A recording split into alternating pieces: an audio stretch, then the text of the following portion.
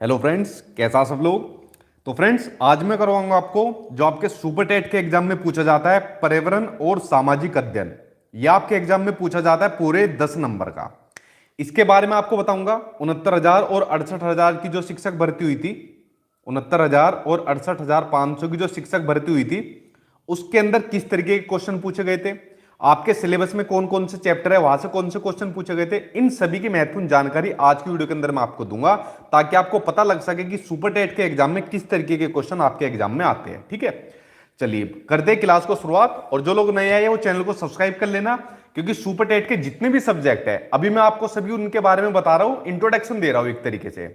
मैंने आपको जीवन कौशल के बारे में बताया, आपको बाल मनोविज्ञान के बारे में बताया, शिक्षण कौशल बताया, सूचना तकनीकी बता दिया, और आज मैं आपको पर्यावरण और सामाजिक अध्ययन के बारे में बताऊंगा कि किस तरीके के क्वेश्चन पूछे जाते हैं। जो आपका सिलेबस है उस सिलेबस के अंदर से कौन कौन से चैप्टर से कौन से क्वेश्चन पूछे गए, कौन सी चीज बाहर की पूछी गई है। ठीक है, उसके बाद फिर आपकी डिटेल में मैं आपकी क्लास कराना शुरू करा दूंगा, जो कि आपकी सुपर टेट की रहेगी। ठीक, इस तरीके से हम आगे चलेंगे। जी मैं ठीक हूं, आई होप आप लोग सब ठीक होंगे।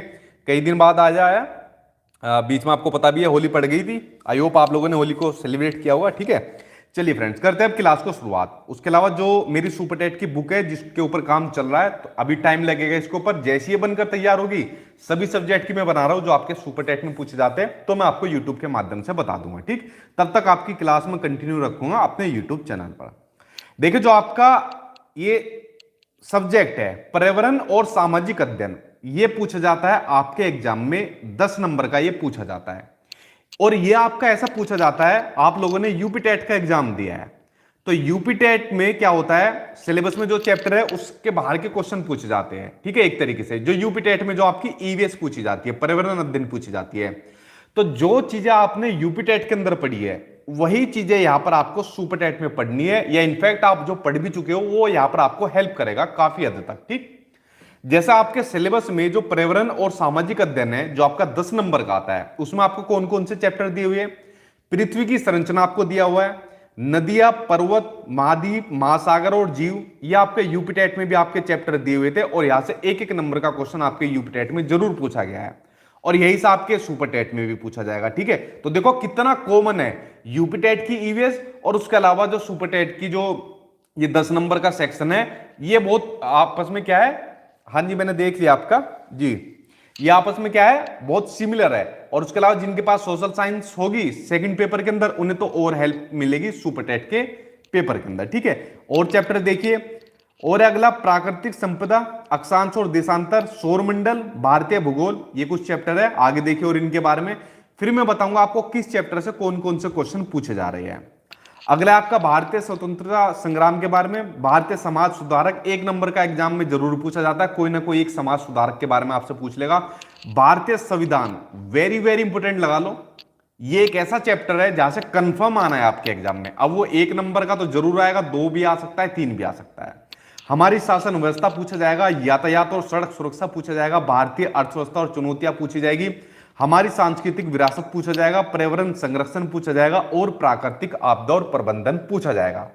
ये वो चैप्टर है जो आपके सिलेबस में दिए हुए हैं। अब देखिए, जितने भी चैप्टर है, क्या काम करना है इनके बारे में मैं आपको बताता हूं। या तो इन चैप्टर के बारे में आप अभी से डिटेल में पढ़ना शुरू कर दीजिए, वरना मैं क्या काम करूंगा, इनके बारे में एक एक करके मैं यूट्यूब पर वीडियो बनाना शुरू कर दूंगा डिटेल में, क्योंकि सुपर टेट में आपको थोड़ा डिटेल में ज्यादा पढ़ना पड़ेगा। ठीक है, यूपी टेट से भी थोड़ा सा और आगे आपको डिटेल में पढ़ना पड़ेगा, तो इन चैप्टर के ऊपर मैं डिटेल में वीडियो बनाना शुरू कर दूंगा, ताकि इस सेक्शन को आपका स्ट्रॉन्ग किया जा सके। वरना जब आपको ध्यान हो, जो बच्चे मुझसे पहले से जुड़े हुए, जब मैंने यूपी टेट की तैयारी कराई थी, तो इनमें से बहुत से चैप्टर है जिनको मैं ऑलरेडी करा चुका हूं अपने यूट्यूब पर, चाहे तो आप उनकी हेल्प ले सकते हो। और जब सुपर टेट की बुक मिल जाएगी उसमें तो आपको चीजें डिटेल में मिल ही जाएगी। ठीक है, तो ये मैंने आपको सिलेबस के बारे में बताया, चैप्टर के बारे में बताया, और आपको बताया कि भाई किस तरीके से आपका जो पैटर्न रहता है। अब मैं बात कर लेता जो आपकी 69,000 शिक्षक भर्ती हुई थी, उसके अंदर ही आपका पूछा गया था 10 नंबर का। अब 10 नंबर में कौन कौन से क्वेश्चन पूछे गए थे, किस चैप्टर से क्वेश्चन पूछे गए, अब उनके बारे में एक बार डिस्कशन करते हैं। साथ के साथ आप भी आंसर देने की कोशिश करना, देखना कि भाई आपको भी कितनी चीज आती है। जैसे पहला क्वेश्चन आपके सामने स्क्रीन पर है कि भारतीय राष्ट्रीय कांग्रेस के प्रथम मुस्लिम अध्यक्ष कौन थे।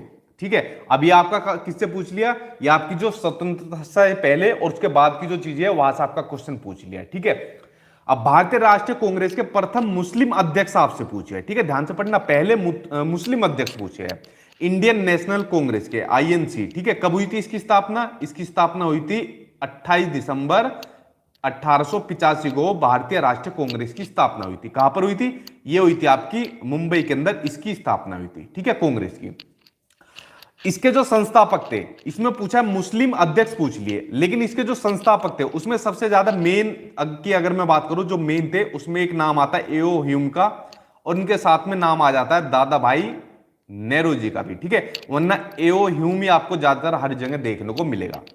जो कांग्रेस है, जिसको आज की डेट में हम कांग्रेस बोलते हैं, इसका असली नाम इंडियन नेशनल कांग्रेस है, ठीक है, जिसने हमारे देश को कितने 7 प्रधानमंत्री दिए, 7 पीएम हमारे देश को इंडियन नेशनल कांग्रेस ने दिए।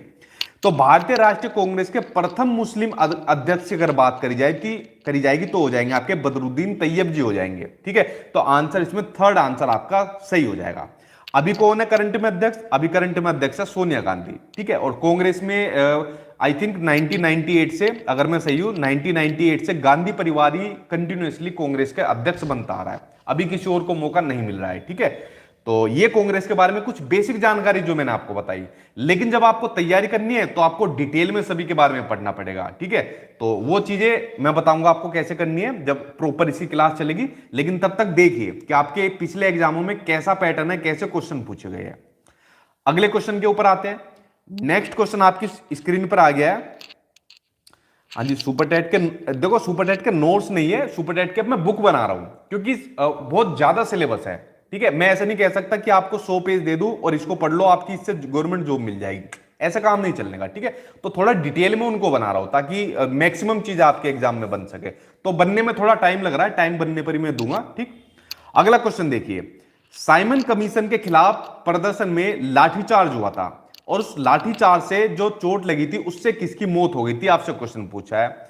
लाला लाजपत राय जी, गोविंद वल्लभ पंत जी, डॉक्टर सत्यपाल जी या डॉक्टर किचलू जी, ठीक है।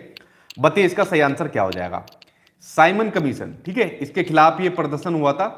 तो इसमें जो लाठी लगने से जो मौत हुई थी वो हुई थी लाला लाजपत राय जी की। आंसर आपका फर्स्ट सही हो जाएगा। अगर बात करें लाला लाजपत राय जी की, तो इनको कहा जाता है पंजाब केसरी, भी इनका नाम दिया हुआ है, ठीक है। पंजाब केसरी के नाम से भी इनको जाना जाता है। आपके एग्जाम में उपनाम भी बहुत पूछे जाते हैं, तो जितने भी स्वतंत्रता सेनानी है या जितने भी समाज सुधारक है, इनके उपनाम जरूर आप पढ़ना। एक नंबर का कोई ना कोई कभी पूछ ले जाता है, चाहे आप कोई भी एग्जाम दे रहे हो। जैसे इनका नाम था, पंजाब केसरी के नाम से जाना जाता था। अगर आपको ध्यान हो तो पीएनबी, पंजाब नेशनल बैंक की स्थापना भी इन्होंने की थी। अच्छा बताओ किस साल में की थी? पंजाब नेशनल बैंक की स्थापना किस साल के अंदर की थी, ये मुझे क्वेश्चन बताओ, एग्जाम में पूछा जा चुका है, ठीक है। तो क्या हुआ था, साइमन कमीशन के खिलाफ प्रदर्शन हुआ था। ये हुआ था आपका 1928 में, 1928 में साइमन कमीशन के खिलाफ प्रदर्शन हुआ था। तो उसी में लाठीचार्ज हो गया था और लाठीचार्ज में हमारे लाला लाजपत राय जी की डेथ हो गई थी, ठीक। इनकी काफी रचनाएं भी है। अच्छा, इनका नारा भी था, एक बड़ा फेमस नारा है। उपनाम के साथ साथ इनके नारे भी आपको जरूर याद करने। इनका नारा था कि अंग्रेजों वापस जाओ, ये इनका फेमस नारा है कि अंग्रेजों वापस जाओ, ठीक है, अंग्रेजों वापस जाओ। उसके अलावा इनकी कुछ महत्वपूर्ण रचनाएं भी है, जगह कम पड़ गई, यहां लिख देता हूं, यहां पे लिख देता हूं। इनकी कुछ महत्वपूर्ण रचनाएं है, जैसे तरुण भारत के नाम से, क्या है, तरुण भारत के नाम से, ठीक है। आपने पढ़ा होगा तरुण भारत, आपने यूपी टेट में पढ़ा होगा, संघ जो है, ठीक है, वह आपका जो पानी से जुड़ा हुआ है, राजेंद्र जी ने करी थी जिसकी। तो तरुण भारत इनकी रचनाएं है। उसके अलावा आपका यंग इंडिया इनकी रचनाएं है, ये दो बड़ी महत्वपूर्ण है। तो देखो मैंने क्या काम करा, यहां पर लाला लाजपत राय जी का यहां पे डिस्कशन आया। तो इनके बारे में जो जो जानकारी होनी चाहिए कि भाई इनको पंजाब केसरी के नाम से जाना जाता था, पीएनबी की स्थापना की, इनका ये नारा था, ये इनकी रचनाएं थी, ये मैंने इनके बारे में आपको जो जो जानकारी थी वो सभी बता दिया आपको। इसी तरीके से जितने भी स्वतंत्रता सेनानी है, ठीक है, और जो समाज सुधारक है, जो भी हमारे महत्वपूर्ण मतलब ऐसी व्यक्तित्व वाले लोग हैं, उनके बारे में आपको सही से अच्छे तरीके से पढ़ लेना। अभी से पढ़ना आप लोग स्टार्ट कर दो, ठीक है। चलिए बढ़ते अब आपके नेक्स्ट क्वेश्चन की ओर जी। साइमन गो बैक, ठीक है भाई। अगला क्वेश्चन देखिए, अगला क्वेश्चन सामने आपकी स्क्रीन पर आ गया है कि लोकसभा द्वारा पारित धन विधेयक को राज्यसभा विचार विमर्श के लिए अधिकतम कितने दिनों तक अपने पास रख सकती है। देखो सिंपल से एक बात याद रखना, लोकसभा, राज्यसभा या राष्ट्रपति, एक नंबर का कंफर्म आना है आपके सुपर टेट के एग्जाम में, और यूपी टेट में भी आता है आपका। जो आपका ये संविधान वाला चैप्टर है ना, बड़ा महत्वपूर्ण चैप्टर है, इसको आप लोग अच्छे तरीके से डिटेल में पढ़ लेना। मैंने यूट्यूब पर भी एक वीडियो बनाई हुई है, आप लोग उसको भी देख सकते हो, उससे बहुत हेल्प मिलेगी वहां पर आपको। जो मैक्सिमम पॉइंट होते हैं आपके एग्जाम पॉइंट ऑफ व्यू से, वो सभी मैंने उसमें डाले हुए, ठीक है। तो संविधान वाला चैप्टर बड़ा महत्वपूर्ण है, उसको आप लोग देख सकते हो। बहुत से चैप्टर में करा चुका हूं पहले ही। तो जो धन विधेयक होता है, तो धन विधेयक को विचार विमर्श के लिए जो लोकसभा होती है कितने दिनों तक रख सकती है, ओ सॉरी राज्यसभा कितने दिनों तक रख सकती है। देखो पहले तो सिंपल सी एक बात है, जो आपका धन विधेयक होता है, जो धन विधेयक होता है उस पर जितने भी मेन जो अधिकार होते हैं, ठीक है, वो ज्यादातर आपके लोकसभा के ही होते हैं। राज्यसभा का इसके अंदर ज्यादा काम नहीं होता। राज्यसभा में भेजा जाता है, ठीक है, राज्यसभा में भेजा जाता है इसके अनुशंसा करने के लिए। उसके बाद ये आपका सारा काम इसका लोकसभा से ही होता है, धन विधेयक का, ठीक है। ये बात आप समझे जी। हाँ, कोई विधेयक अगर धन विधेयक है या नहीं है ये भी अगर पता करना है, वेरीफाई करना है, तो वो कौन करेगा, वो करेगा लोकसभा अध्यक्ष से करेगा। तो राज्यसभा में कितने दिन के लिए भेजा जाता है, राज्यसभा में भेजा जाता है ये आपका, जी हाँ, 14 दिनों के लिए। 14 दिन तक भाई इसके ऊपर विचार विमर्श कर लो, अगर कुछ समझ में आ जाए तो ठीक है, वापस भेज देना। बस कुछ हमारी समझ में आ जाएगा तो तुम्हारी बात मान लेंगे, वरना तो हम अपनी मर्जी चलाएंगे, ऐसा है लोकसभा का मानना, ठीक है। चलिए बढ़ते अगले क्वेश्चन को, जरूर देखना इनको, संविधान वाले चैप्टर को, ठीक है। अगला क्वेश्चन सामने आपकी स्क्रीन पर आ गया है। क्वेश्चन आपके सामने यह दिया हुआ है कि प्रायद्वीप भारत का सबसे दक्षिण बिंदु कन्याकुमारी स्थित है। तो ये आपको बताना है कि ये आपका कहां पर स्थित है, ठीक है। हाँ जी, केवीएस के लिए इसके बाद में स्टार्ट करूंगा, ठीक है। देखिए अब यहां पर भारत का सबसे दक्षिणतम आपसे बिंदु पूछ लिया। अगर बात करें दक्षिणतम बिंदु की, तो कौन सा हो जाएगा आपका, वो आपका कन्याकुमारी के अंदर है, ठीक है। अच्छा उसका नाम बताओ, जो सबसे दक्षिण के अंदर बिंदु है उसका नाम क्या है, नाम बताओ कमेंट बॉक्स में। तो ये कहां पर है आपका, भूमध्य रेखा के आपका उत्तर में पड़ता है, आंसर थर्ड हो जाएगा। अगर आपसे उत्तरी पूछ लेता तो उत्तरी कौन हो जाता, उत्तरी हो जाता आपका इंदिराकोल, ठीक, उत्तरी हो जाता आपका इंदिराकोल। अगर आपसे पूर्वी पूछ लेता तो पूर्वी का नाम हो जाता आपका किब्यूथू, ठीक है, किब्यूथू, जहां तक यही नाम है, हाँ किब्यूथू ही नाम है इसका, ठीक है, अरुणाचल प्रदेश के अंदर पड़ता है। और उत्तरी हो गया, पूर्वी हो गया, अब बचा पश्चिमी। अगर पश्चिमी आपसे पूछ ले तो पश्चिमी हो जाएगा आपका गौर मोती, ठीक है, ये हो जाएगा आपका गौर मोती, जो आपका गुजरात के अंदर पड़ता है। तो कोई सा भी पॉइंट पूछे उसके बारे में आप आराम से इजीली बता सकते हो, ठीक है। चलिए बढ़ते हैं अगले क्वेश्चन की ओर जी। अगला क्वेश्चन सामने आपकी स्क्रीन पर आ गया कि निम्नलिखित समुद्री धाराओं में से कौन सी अटलांटिक महासागर की धारा नहीं है। देखो क्वेश्चन ध्यान से देखना, जो आपका चैप्टर दिया हुआ है आपके सिलेबस में महासागर, या आपने यूपीटेट में भी पढ़ा था, मैंने भी पढ़ा था, आपने पढ़ा था, ठीक है। एक नंबर का वहां पर भी आपको जरूर पूछा जाता है, और एक नंबर का आपके सुपर टेट में पूछा जाता है महासागर के बारे में। आपसे कोई भी पूछ ले, प्रशांत पूछ ले, ठीक है, अटलांटिक वगैरह कुछ भी आपसे पूछ सकता है। और जो इसकी धारा है ये बड़ी महत्वपूर्ण है, आपके 68,500 में भी पूछा गया था ऐसा क्वेश्चन, और आपका 69,000 शिक्षक भर्ती में भी पूछा गया है। तो इस वाले चैप्टर को मैंने आपको यूपीटेट के पर्पज से कराया था, ठीक है, लेकिन अब मैं इसको थोड़ा और डिटेल में आपको बताऊंगा सुपर टेट के पर्पज के हिसाब से, ठीक है। तो उसके लिए आप बेफिक्र रहना, लेकिन तब तक आप लोग जितने भी महासागर के बारे में जो जानकारी होती है उनको आप लोग पढ़ते रहिए साथ के साथ, ठीक है। जितना सेल्फ स्टडी आप लोग करोगे उतना ही सिलेक्शन की आपकी संभावनाएं बढ़ जाएगी। मैं अपनी तरफ से जितना मेरा एफर्ट है जरूर लगाऊंगा, लेकिन जो सेल्फ स्टडी ज्यादा करेगा सिलेक्शन की संभावना उसी की ज्यादा है, ठीक। अब यहां पर पूछ लिया अटलांटिक महासागर की धारा नहीं है। अब देखो बहुत सी हो जाएगी, हर किसी महासागर की अपनी धारा है, फिर ठंडी और गर्म धाराओं के बारे में बात हो जाएगी, तो इनके बारे में आप लोग डिटेल में पढ़ लेना, ठीक है। फिलहाल जो इसका आंसर हो जाएगा वो हो जाएगा आपका एगुलहाज धारा हो जाएगा, आंसर फर्स्ट हो जाएगा। इन धाराओं को याद करने की ट्रिक भी होती है, इन सभी की ट्रिक को जब मैं वीडियो डिटेल में बताऊंगा तब आपको बता दूंगा, तब तक आप लोग भी इसको देख सकते हो खुद से। यानी कौन से चैप्टर से क्वेश्चन हुआ, महासागर वाले आपके चैप्टर से ये क्वेश्चन पूछा गया है। इसका मतलब सिंपल सा एक चीज आपको देखने को मिल रही है, जो चीज सिलेबस में इन्होंने दी हुई है ना, मैक्सिमम क्वेश्चन आपके सिलेबस में से पूछे जा रहे हैं, ठीक, ये चीज आपने ध्यान करना है। अगला क्वेश्चन देखते हैं। नेक्स्ट क्वेश्चन आपका कि जो नाथुला दर्रा है वो भारत के किस राज्य में स्थित होता है। अब देखिए यहां पर आपका ज्योग्राफी से आपका क्वेश्चन बन गया, आपको दर्रा पूछ लिया, अब आपसे कोई भी दर्रा पूछ सकता है, ठीक है। दर्रे क्या होते हैं, जो पहाड़ और पर्वत होते हैं ना उनके बीच में जो रास्ते बन जाते हैं प्राकृतिक रूप से, नेचुरली, मतलब जो नदियों के बहाव से बन जाते हैं, वो होते हैं आपके दर्रे होते हैं। तो नाथुला जो दर्रा होता है वो कहां पर पड़ता है आपका, जी सिक्किम में पड़ता है, आंसर आपका थर्ड सही हो जाएगा, ठीक। बढ़ते हैं अगले क्वेश्चन की ओर। सर सुपर टेट की बुक कितने दिनों में आप तैयार कर देंगे? देखो कोई एग्जैक्ट टाइम नहीं बता सकता मैं आपको, जब तक पूरा मटेरियल उसके अंदर नहीं डाला जाएगा जो आपके सुपर टेट के लिए यूजफुल होता है, तब तक मैं कुछ नहीं बता सकता कि 10 दिन 15 दिन, लेकिन मानकर चलिए अभी कम से कम जो है 1.5 महीना कम से कम अभी लगेगा, इतना मानिए। तब तक मैं क्लास चला रहा हूं, आप लोग तब तक खुद सेल्फ स्टडी करिए, उसके बाद बन जाएंगे, मैं आपको बता दूंगा, ठीक है? क्योंकि चीज ज्यादा है, थोड़ी चीज नहीं दे सकता इसमें सुपर टेट में, सीधा जॉब का मैटर होता है, ठीक है? चलिए अगला क्वेश्चन देखते हैं। नेक्स्ट क्वेश्चन आपका कि भारत में गरीबी का जो आकलन होता है, असेसमेंट होता है, वो किस बेस पर किया जाता है? परिवार का उपभोग व्यय, प्रति व्यक्ति आय, प्रति व्यक्ति व्यय, या फिर उपयुक्त में से कोई नहीं? बताओ सही आंसर क्या हो जाएगा। देखो अगर किसी ने चीजें डिटेल में पढ़ी होगी, अगर किसी ने गरीबी के बारे में डिटेल में पढ़ा होगा, तो वो इस क्वेश्चन को कर देगा। जो 10 नंबर के आपके सुपर टेट में आते हैं, 8 नंबर तो आप कंफर्म ले जाओगे अगर आपने चीजें नॉर्मल भी पढ़ी। सिर्फ 2 क्वेश्चन आपको लगभग ऐसे देखने को मिलेंगे, 2 से 3 क्वेश्चन जो थोड़ा सा डिटेल में आपको पूछ जाएंगे। जैसे आपसे एक क्वेश्चन पूछ लिया कि भारत में गरीबी का आकलन किस आधार पर किया जाता है। अब आपको गरीबी के बारे में सारी चीज पढ़नी है जो आपको पता होनी चाहिए।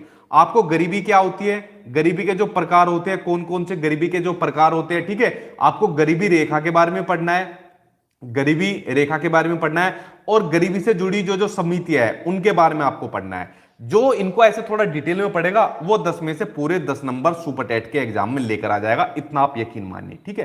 तो अगर भारत में गरीबी का आकलन करना है कि भाई कौन आदमी गरीब है, तो उसका आकलन करने का तरीका होता है उस परिवार का उपभोग व्यय, कि अगर आपको देखना है किस परिवार का उपभोग व्यय गरीबी रेखा के लेवल से कम है, ठीक है, तो उसको गरीब माना जाएगा। तो आंसर फर्स्ट सही हो जाएगा, ठीक। चलिए बढ़ते हैं नेक्स्ट क्वेश्चन की ओर। नेक्स्ट क्वेश्चन सामने आपकी स्क्रीन पर दिया हुआ है कि इनमें से भारत की संविधान सभा के पहले अध्यक्ष कौन थे, ठीक है? अब देखो फिर क्वेश्चन कौन सा पूछा गया, संविधान वाले से, यानी 2 नंबर के क्वेश्चन आपके 69,000 शिक्षक भर्ती से पूछे गए। इस बात को तो मैं बहुत श्योरिटी के साथ कहता हूं कि 99% चांसेस संविधान से आपको लगभग 1 से 2 क्वेश्चन जरूर मिलेंगे। यूपी टेट में भी आता है और सुपर टेट में भी आता है, ठीक। तो संविधान सभा के अगर पहले अध्यक्ष बताए तो डॉक्टर सच्चिदानंद सिन्हा, डॉक्टर राजेंद्र प्रसाद। देखो क्वेश्चन ही इन्होंने बड़ा चैलेंजिंग डाल दिया, और फिर क्वेश्चन ये डालते हैं और वो क्वेश्चन चले जाते हैं कोर्ट में, वैसी भर्ती नहीं निकलती और पेपर होने के बाद फिर वो कोर्ट में लटकती रहती है। संविधान सभा के पहले अध्यक्ष पूछे, अगर पहले अध्यक्ष अस्थायी अध्यक्ष पूछे, अगर आपसे अस्थायी अध्यक्ष पूछे तो वो थे डॉक्टर सच्चिदानंद सिन्हा जी, जो अस्थायी अध्यक्ष बने थे। भाई एज ज्यादा थी कमेटी में, सबसे ज्यादा यही थे एजेड, तो इनको बना दिया। लेकिन उसके बाद जो परमानेंट बने थे वो बने थे डॉक्टर राजेंद्र प्रसाद, ठीक है। लेकिन जो बोर्ड है, जो आयोग है, आयोग ने किसको सही माना है? डॉक्टर सच्चिदानंद सिन्हा को सही माना है। आंसर पहला सही माना है। कॉन्ट्रोवर्शियल क्वेश्चन है आपका, लेकिन अगर आपको अस्थायी पूछे तो ये होगा, परमानेंट आपके राजेंद्र प्रसाद होंगे, ठीक है। बढ़ते अगले क्वेश्चन को। आप समझ गए संविधान आपके लिए कितना बड़ा महत्वपूर्ण चैप्टर हो जाता है। नेक्स्ट क्वेश्चन देखते हैं। अगला क्वेश्चन आपके सामने आ गया कि काकोरी षड्यंत्र, जिसको काकोरी कांड के नाम से भी जाना जाता है, ये किस वर्ष में हुआ था? आपको डेट पूछ ली, ठीक है। अब देखो जो काकोरी कांड के नाम से इसको जाना जाता है, जो यूपी सरकार है, जो यूपी गवर्नमेंट है, उसने क्या काम करा है, ये काकोरी कांड को सही नहीं माना कि बड़ा सही नाम नहीं है, बड़ा अनैतिक नाम टाइप का है, तो इन्होंने इसकी जगह एक नया नाम रखा है जिसका नाम है आपका काकोरी ट्रेन एक्शन। ये वाला नाम बता दिया यूपी गवर्नमेंट ने, काकोरी ट्रेन एक्शन का, ठीक है। क्या हुआ था? ये काकोरी कांड हुआ था आपका 9 अगस्त 1925 को, 9 अगस्त 1925 को हुआ था। तो इसमें ये ट्रेन जा रही थी, इस वाली ट्रेन में सरकारी खजाना था, इस सरकारी खजाने को लूट लिया था। किस किसने लूटा था इस सरकारी खजाने को? राम प्रसाद बिस्मिल जी ने भी लूटा था, नाम लिख देता हूं मैं। अशफाक उल्ला खान ने लूटा था, ठीक है, अशफाक उल्ला खां, इन्होंने लूट लिया था, ठीक। और साथ में राजेंद्र प्रसाद भी थे, इन्होंने इस खजाने को लूट लिया था, जो उत्तर प्रदेश में काकोरी में ट्रेन कांड हुआ था, ठीक है। और मतलब राम प्रसाद जी को और अशफाक उल्ला खां जी को, इनको तो फांसी की सजा भी दे दी थी इसकी सजा के तौर पर। तो आप लोग समझे काकोरी कांड के बारे में। तो बढ़ते अब आपके नेक्स्ट क्वेश्चन की ओर। ये आपका आजादी के टाइम की जो घटनाएं है उससे पहले की, वो सब आपको दिया हुआ है। देखो मैक्सिमम चीजें सिलेबस में से है, ये चीज आपको ध्यान रखनी है। जो आपके ऊपर चैप्टर मैंने बताए है, जो बोर्ड ने डाले हुए, वो मैक्सिमम चीज है आपके। अगला क्वेश्चन देखते हैं कि भारत में अवस्थापित होने वाला पहला राष्ट्रीय उद्यान कौन सा है। ये आपसे उद्यान के बारे में पूछ लिया कि पहला राष्ट्रीय उद्यान कौन सा है। देखिए अगर बात करें पहले राष्ट्रीय उद्यान की बात करें तो वो है आपका gym Corbett National park. Jim Corbett राष्ट्रीय उद्यान पहला उद्यान है, ठीक है। कहां पर है आपका? ये पड़ता है आपका नैनीताल के अंदर। नैनीताल मतलब उत्तराखंड में आपका। ये आपका कहां पर है? उत्तराखंड के अंदर है Jim Corbett National Park. Bengal tiger जो होते हैं उनके लिए आपका ये बनाया गया था। तो जितने भी राष्ट्रीय उद्यान है उनके ऊपर आप लोग नजर डाल लेना। देखिए अब मैंने 69,000 शिक्षक भर्ती के अंदर जो 2 क्वेश्चन पूछे गए थे उनके बारे में मैंने आपको बता दिया। अब 10 क्वेश्चन में से आपने देखा जो मैक्सिमम चीजें है वो आपके सिलेबस में जो चैप्टर है उनसे आपकी पूछ गई है। इसलिए पहले सिलेबस के जितने भी चैप्टर है जो मैंने ऊपर लिखे हुए हैं या आपके पास भी होंगे सिलेबस में, पहले इन चैप्टर को पढ़ो डिटेल में। इन चीजों को डिटेल में पढ़ो, और जब आप इनको डिटेल में पढ़ लो तो एक्स्ट्रा चीज आपको फिर पढ़नी है जितना भी हो सके, ठीक है। क्योंकि इसका कोई ऐसा फिक्स सिलेबस नहीं है कि इन्हीं चैप्टर से आपके क्वेश्चन पूछे जाएंगे, ठीक। तो 69,000 शिक्षक भर्ती के 10 क्वेश्चन मैंने आपको कराए। अब कराता हूं आपको 68,000 शिक्षक भर्ती जो लिखित में हुई थी। वहां पर क्या था? वहां पर ऑब्जेक्टिव टाइप क्वेश्चन नहीं थे, वहां पर आंसर लिखने थे आपको, ठीक। इसके बारे में बताता हूं। ये वाला मैंने भी दिया था एग्जाम 68,500 का, ठीक। इसी के अंदर हुआ था मेरा जो सिलेक्शन हुआ था।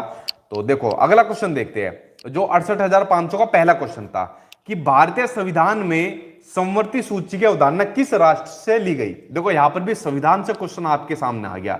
इतना महत्वपूर्ण चैप्टर है संविधान वाला। तो संविधान की समवर्ती सूची पूछी है। अब आपको जब संविधान डिटेल में पढ़ोगे, समवर्ती सूची, केंद्रीय सूची, राज्य सूची, इनके बारे में भी आपको डिटेल में पढ़ना है। और मैंने YouTube पर पहले से वीडियो बनाकर डाली हुई है संविधान के बारे में, तब तक आप लोग उसको जाकर देख सकते हो। मैंने बहुत डिटेल में पढ़ाया है जो आपके सुपर टेट के लिए महत्वपूर्ण होता है, ठीक है। तो जो संविधान में समवर्ती सूची की जो अवधारणा है ना, ये ली गई थी आपके ऑस्ट्रेलिया से ली गई थी। बेसिकली हमारा जब संविधान बना था तो हमारा खुद का तो कुछ था नहीं, किसी देश से कुछ अच्छा लिया, किसी देश से कुछ अच्छा लिया। तो समवर्ती सूची का जो कंसेप्ट था वो हमने ऑस्ट्रेलिया देश से लिया था, ठीक है। जो शिक्षा का जो अधिकार है वो भी आपका समवर्ती सूची के अंदर शामिल है। उस वीडियो को जरूर देख लेना, यूट्यूब पर मैंने डाली हुई है, बहुत आपको हेल्प मिलेगी। और संविधान वाला चैप्टर मैंने डिटेल में उसके अंदर पढ़ाया भी हुआ है आपको, ठीक है जी। आगे देखते हैं। अगला क्वेश्चन पूछा गया था 68,500 में, अंतरराष्ट्रीय टाइगर दिवस कब मनाया गया था। वो मनाया गया था 29 जुलाई को। जितने भी दिवस है इनकी भी मैं वीडियो बना चुका हूं, यूट्यूब पर ही डली हुई है। जब मैंने आपकी यूपी टेट की तैयारी कराई थी उनको जरूर कर लेना। वो आपके पर्यावरण से जुड़े हुए दिवस है, ठीक है। ध्यान से सुनना मेरी बात को। वो मैंने आपके जो ईवीएस यानी पर्यावरण से जुड़े हुए जितने दिवस है ना वो आपको बताए हुए। उससे बाहर आपका मुझे नहीं लगता पर्यावरण दिवस के जो दिवस होते हैं उससे बाहर क्वेश्चन आएगा। लेकिन मेक श्योर आपको यह भी ध्यान रखना है, यहां पर आपको सामाजिक आपका अध्ययन भी दे रहा हुआ है साथ के साथ। क्या दिया हुआ है? सामाजिक अध्ययन। तो उनके साथ साथ और जितने दिवस है उनको भी कर लेना। जितना पढ़ोगे उतना ही आपको हेल्प मिलेगी, ठीक है। आगे देखते हैं। अगला क्वेश्चन अगेन आपको संविधान वाले चैप्टर से दिया हुआ है कि प्रांतीय संविधान समिति के जो अध्यक्ष थे उनका क्या नाम था, ठीक है। जो संविधान की जो समितियां बनी थी आपको पता है, पहले ड्राफ्टिंग कमेटी बनी थी, ठीक। पहले बनी थी आपकी ड्राफ्टिंग कमेटी जिसको मसौदा समिति या फिर प्रारूप समिति के नाम से जाना जाता है। जिसके अध्यक्ष कौन थे बताओ? जिसके अध्यक्ष थे डॉक्टर भीमराव अंबेडकर जी, ठीक है, जिनको संविधान का जनक माना जाता है। तो ऐसे बहुत सारी कमेटी बनी थी, ड्राफ्टिंग कमेटी बनी थी, ठीक है। और उसके अलावा क्या बनी थी? प्रांतीय संविधान समिति बनी थी जिसके अध्यक्ष थे सरदार वल्लभ भाई पटेल थे। राज्य समिति बनी थी, संविधान की राज्य समिति बनी थी। संविधान की संघीय संविधान समिति बनी थी, संघीय संविधान समिति बनी थी, ठीक है। ये सब महत्वपूर्ण समितियां बनी थी। मैंने वीडियो में ऑलरेडी बता चुका हूं संविधान वाली के बारे में। जब बुक आ जाएगी उसमें तब आप लोग डिटेल में पढ़ लेना, चाहे तो अपने तरीके से पढ़ सकते हो, ठीक है। तो संविधान वाला चैप्टर देखा कितना महत्वपूर्ण चैप्टर है। आगे देखते हैं। अगला क्वेश्चन सामने आपकी स्क्रीन पर आ गया है कि उत्तरी अमेरिका के पूर्वी तट से होकर प्रवाहित होने वाली गर्म धारा का कौन सा नाम है। देखो जो मैंने बताया आपको, जो महासागर का चैप्टर है उसी में से आपसे क्वेश्चन पूछ लिया। यहां से आपसे पूछ लिया गर्म धारा, आपसे पूछ ली। तो गर्म धारा कौन सी आपकी? वो है आपकी गल्फ स्ट्रीम। आंसर हो जाएगा आपका गल्फ स्ट्रीम, आपका आंसर सही हो जाएगा, ठीक है। अगला क्वेश्चन देखते हैं। ये संविधान और आपका जो महासागर महाद्वीप ये बड़े महत्वपूर्ण है, आपके आना ही आना 1 नंबर का। नेक्स्ट क्वेश्चन आपको दिया हुआ है कि शारदा अधिनियम, ठीक है, जो शारदा एक्ट था उसका संबंध किससे था। अब देखो वहां पर क्या थे, आंसर लिखने थे। किसी ने बाल विवाह लिख दिया, किसी ने युवकों की 18 और लड़कियों की संख्या 14 वर्ष में विवाह लिख दिया, किसी ने अपना चाइल्ड मैरिज रेस्ट्रेंट एक्ट 1929 लिख दिया। मतलब जिसने जो जो आंसर लिख के उसको आयोग ने सही मान लिया। तो जो शारदा एक्ट बना था, शारदा एक्ट बना था आपको लागू हुआ था 1930 में, लागू हो गया था। इसमें अंदर ये वाली बात कही गई थी कि वह जो युवक होते हैं, जो मेल होते हैं, उनकी एज 18 साल कर दी थी, और जो महिलाएं होती है महिलाओं की एज कर दी थी 14 साल कर दी थी शारदा एक्ट के अंदर, ठीक है। यह मैंने आपको बता दिया। अब देखते हैं नेक्स्ट क्वेश्चन। अगला क्वेश्चन सामने आपकी स्क्रीन पर आ गया क्वेश्चन है आपका कि कौन सा बंदरगाह कच्छ की घाटी पर, कच्छ मतलब जो आपका गुजरात में है, उसकी खाड़ी पर आपका स्थित है।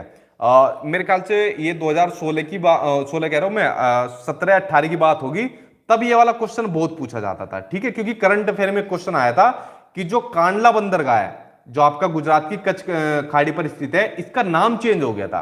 तो कांडला बंदरगाह का जो नया नाम है वो नया नाम है आपका दीनदयाल बंदरगाह। ठीक है, इसका नया नाम है आपका दीनदयाल बंदरगाह, इसका नया नाम है जो आपका कांडला बंदरगाह है। किसने कांडला लिखा, किसने कांडला लिखा, किसने दीनदयाल पोर्ट लिखा, जो कि उस टाइम करंट अफेयर का एक क्वेश्चन बना था 68,500 के अंदर। ठीक है, नेक्स्ट क्वेश्चन देखते हैं। अगला क्वेश्चन आपकी स्क्रीन में क्या दिया हुआ है। अगला क्वेश्चन आपके सामने स्क्रीन पर आ गया कि दक्षिण अमेरिका में मध्य अक्षांशीय घास के मैदान को क्या नाम है। देखो, घास के मैदान आपको यूपी टेट में भी पढ़ाए थे, आपका सुपर टेट में क्वेश्चन आ गया। तो क्या नाम है इसका? नाम है पंपास, पंपास भी बोल देते हैं इसको। ठीक है, जो कि यह कहां पर आपका अर्जेंटीना के अंदर जो आपका पड़ता है। ठीक है, अब घास के जितने भी मैदान है एक बार डिटेल में पढ़ा दूंगा, वरना जो मैंने आपको यूपी टेट में नोट्स दिए थे तब तक उनको रिवाइज करो, आपको पूरा हेल्प मिलेगी उससे सुपर टेट के अंदर। ठीक है, चलिए अगला क्वेश्चन देखते हैं। अगला क्वेश्चन सामने आपकी स्क्रीन पर आ गया कि भारत की पहली फ्रेंच फैक्ट्री, जो फ्रांस के लोगों ने जो फैक्ट्री डाली थी वो कहां पर डाली थी? वो डाली थी गुजरात के सूरत में। तो इसका आंसर सूरत सही हो जाएगा। ठीक, आगे क्वेश्चन देखते हैं। अगला क्वेश्चन आपको दिया हुआ है कि भूमध्य रेखा, एक सेकंड, भूमध्य रेखा, कर्क रेखा और मकर रेखा, ये तीनों किस महाद्वीप से होकर गुजरती है? अगेन क्वेश्चन कहां से पूछ लिया? महाद्वीप से क्वेश्चन पूछ लिया। इसके ऊपर मैंने डिटेल में वीडियो बनाई हुई है, उसको जरूर देख लेना, जान के पूरा हेल्प आपको सुपर टेट में मिलेगी। और मुझे नहीं लगता वहां से कोई क्वेश्चन बाहर पूछा जाएगा आपके सुपर टेट के एग्जाम में। ठीक है, तो उसका क्या नाम है आपका? अफ्रीका या फिर दक्षिण अफ्रीका भी इसको बोल देते हैं, क्योंकि इस महाद्वीप से तीनों रेखा ये गुजरती है। ठीक है, अच्छा, भारत में कहां से गुजरती है कर्क रेखा? बताओ कितने स्टेट से होकर गुजरती है कर्क रेखा? यह आंसर आप लोग मुझे दो। अगला क्वेश्चन देखते हैं। अगला क्वेश्चन आपको दिया हुआ है कि ड्रंकिसबर्ग पर्वत जो होता है वो किस देश में स्थित है? क्वेश्चन आपका पर्वत से पूछ लिया। ठीक है, और बेसिकली पर्वत वाले से नहीं पूछा, ये आपका अगेन महाद्वीप वाले से पूछ लिया।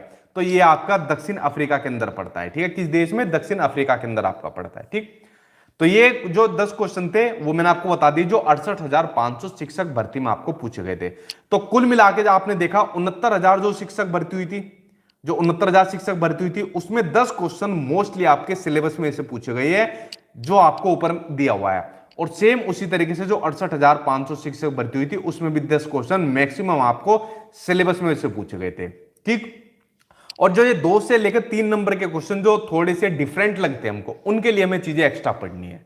तो मैंने आपको तरीका बता दिया। तब तक आप लोग जो यूपी टेट में मैंने आपको नोट्स दे रखे थे अपने, या जो यूपी टेट की मैंने जितनी वीडियो बनाई हुई थी उनको देखिए, और उसके साथ साथ में जब इनकी डिटेल में मैं आपको क्लास कराऊंगा तो तब आपको और इजीली समझ में आ जाएगा। ठीक है, तो आप लोग जो लोग नए जुड़े हो वो चैनल को सब्सक्राइब कर लेना, ताकि सुपर टेट की और क्लास भी मैं आपको इसी तरीके से कराता रहूं। तो देखिए, आपने सिंपल से एक बात जानी, जो 10 नंबर का आपके ये एग्जाम में आता है, आपको मैंने सिलेबस बताया, सिलेबस के मैंने आपको चैप्टर बताए, और फिर आपको प्रीवियस ईयर के क्वेश्चन कराए। तो आपको एक आइडिया लग गया कि भाई इन चैप्टर में से ये क्वेश्चन मैक्सिमम पूछे जा रहे हैं। और क्वेश्चन का आपने लेवल देखा, इजी प्लस मॉडरेट लेवल है, कोई भी हार्ड क्वेश्चन आपको देखने को नहीं मिल रहा है। मैंने आपको बाल मनोविज्ञान कराया, शिक्षण कौशल कराया, आपको सूचना तकनीकी कराया, जीवन कौशल आपको करा दिया, सभी में आपको इजी और मॉडरेट लेवल देखने को मिल रहा है। हार्ड चीजों के चक्कर में ज्यादा मत पड़ना। ठीक है, जितना हो मैक्सिमम नॉलेज गेन करना, तभी आपको सुपर टेट में हेल्प करेगा। ठीक है, तो ये आज आपका चैप्टर खत्म हुआ।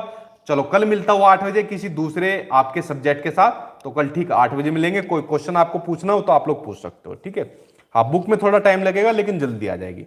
तो देखिए, आप लोग जब सिलेबस को आपको पता चल गया, उसके साथ साथ में आपको प्रीवियस ईयर के क्वेश्चन आपको पता चल गए, तो आपको आइडिया लग गया कि भाई इस तरीके का पूछे जाता है सुपर टेट में क्वेश्चन।